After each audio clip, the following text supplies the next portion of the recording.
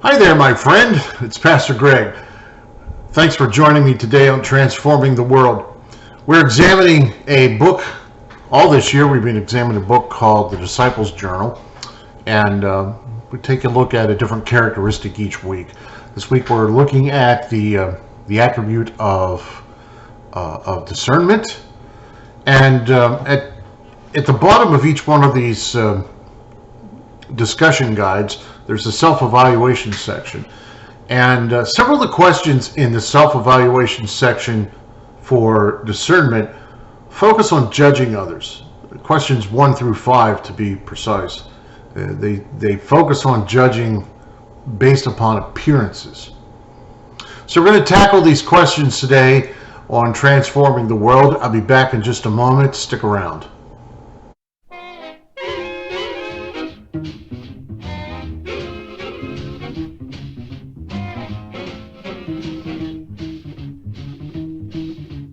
So the questions here in the self-evaluation section, they seem to address the whole idea of being impressed by those who appear to be successful. Question number 4 gets right to the point. Does the way a person look reveal what they are really like or what their true value is? That's an excellent question. I think we all know that the world judges a person's value based upon their appearance. And there are times the world can be downright nasty, determining somebody's worth and value by the way they look. We watch it, I watch it, and I think, how shallow can you get? Thankfully though, God does not judge from appearances. So now you know the answer to question number 5. You can fill in that blank. When searching for the next king of Israel, an Old Testament prophet by the name of Samuel, he took one look at Eliab and surmised that this guy's the right stuff. In 1 Samuel 16:7, though, God kind of taps Samuel on the shoulder and God says, "Don't judge by his appearance or height, for I have rejected him. The Lord doesn't see things the way you see them. People judge by outward appearance, but the Lord looks at the heart." David was the one that God had chosen, but not even his own father felt the young man was fit to be a king. All the other boys were in the house and presented to Samuel to anoint the next king, while David is out in the field watching the sheep. Even his own father said, "You just stay out there, David. You're nothing."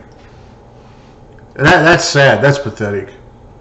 There is an important lesson we have to learn as Christians, and I think we get this.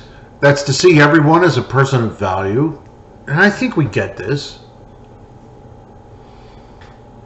Society today, trying to make amends for the wrongs that it has done over the years, is now telling us that we need to treat everyone with dignity. And, the church should be going to the world and saying, well, duh! We've been saying that almost since the very beginning. Where have you been, America? I mean, that's what you want to say. Unfortunately, the church has succumbed to this tendency to judge from external appearances, and we have done this. The church has done this. The church has looked at certain individuals and from the outside deemed an individual as worthy or unworthy. And so the church is trying to change that, I think, and that's a good thing. We're trying to change our attitude toward the people in this world. We remind ourselves, and we do this often, we remind ourselves, don't judge the marginalized in this society. Don't Don't turn the outcast away.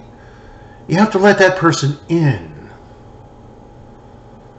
We remind ourselves as Christians, don't view that person with a low standing in society. Don't view them with contempt. And then we pat ourselves on the back when we welcome the outcast into our midst. I suggest to you we're not doing enough. See, I think what happens even in the church is we tend to imagine that those who look successful and those who have overcome problems in life, that looks like, oh, they've got it together, we have a tendency to surmise that that person that looks good from the outside is okay, and we focus on those who have the rough exterior. But the reality is this: even if they are clean and spotless on the outside, they might be just as broken and hurting on the inside. And it takes discernment to look past that polished exterior and have compassion for the broken heart. So we can't just narrow our focuses at the church and say to ourselves, those who have this rough exterior, who have obviously lived a rough life, they really need us to reach out to them. That's judging from an external experience, or that's judging from an external perspective. Because they could have an awfully rough exterior, but inside, there could be a heart of gold. And the person who has this polished and cleaned up exterior might be the one who's the most broken. At one of the churches I pastored previously, I used to sit in with a local AA group that met at the church. There were those who looked like alcohol had destroyed their lives, but also present were the business professionals. AA recognizes that alcohol knows no boundaries, and neither does pain and brokenness. To reach this world with the good news of Jesus, we must look past the external and instead discern the heart of each person that we meet. We must. Okay, so next week, we're going to examine the characteristic of flexibility. I'm pretty sure they mean the attitude of flexibility, not the physical ability. At least I hope so. I'll see you on Monday. Have a great weekend. Thanks for spending time. I'm Pastor Greg, and this is Transforming the World.